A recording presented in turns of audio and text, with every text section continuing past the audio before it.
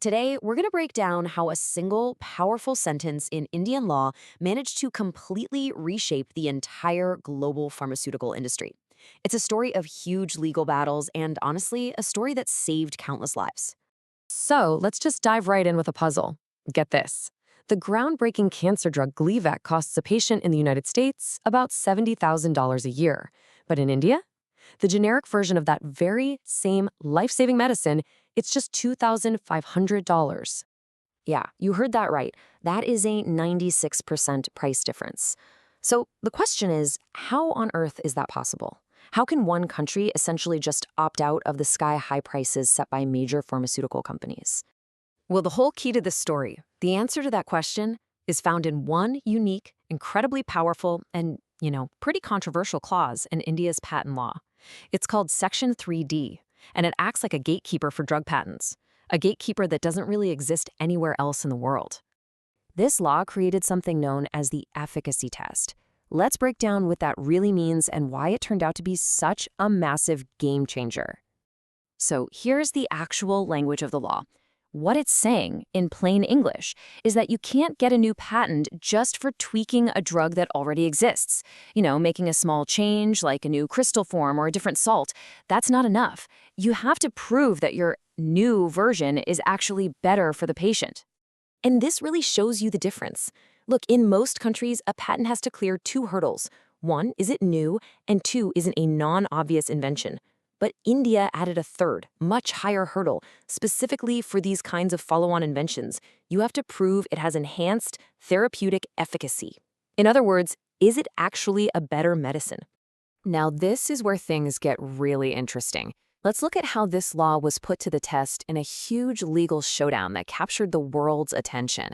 And the case, of course, involved the very drug we started with, Gleevec.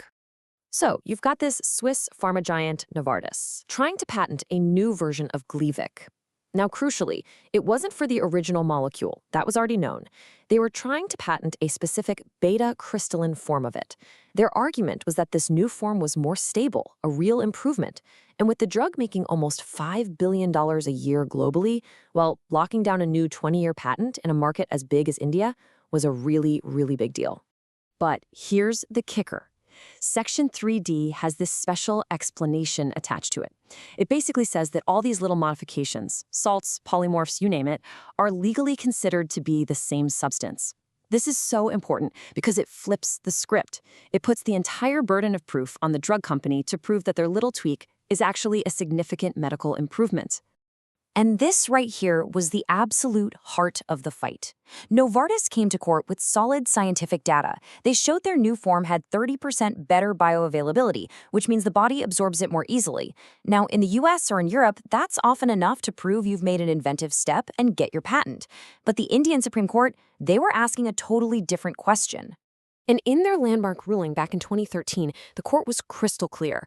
They said that for a medicine, efficacy means one thing and one thing only: therapeutic efficacy.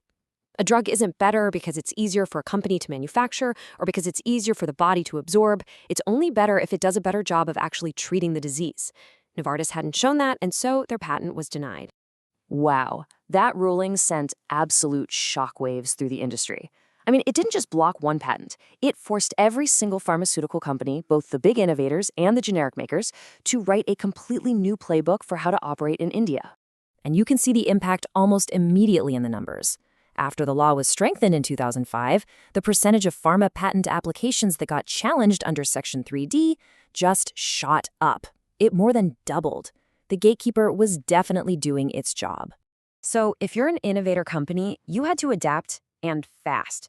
You couldn't just rely on showing small technical tweaks anymore. The new strategy meant you had to generate hard clinical data, right from the very beginning, to prove that your new drug was actually a better drug for the people taking it. And on the other side, for India's massive generic drug industry, Section 3D became this incredibly powerful weapon. They built entire teams just to watch for and challenge these secondary patents, often blocking them before they were even granted. This just cleared the path for them to make affordable versions of these drugs much, much faster. This whole legal framework is a huge reason why India became known as the pharmacy of the world. Today, its generic drug industry is an absolute global powerhouse, and it's valued at roughly $50 billion a year. So let's just zoom out for a second. Was this just a fluke? Or was this actually a calculated, strategic move by India to kind of redefine its role in the whole global patent system?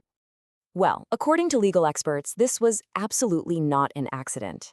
India cleverly used the built-in flexibility in global trade rules, specifically the World Trade Organization's TRIPS agreement, to deliberately create a higher patent standard for drugs. It was a conscious choice to prioritize public health over getting out extended monopolies for minor tweaks. And this table just lays it all out so clearly.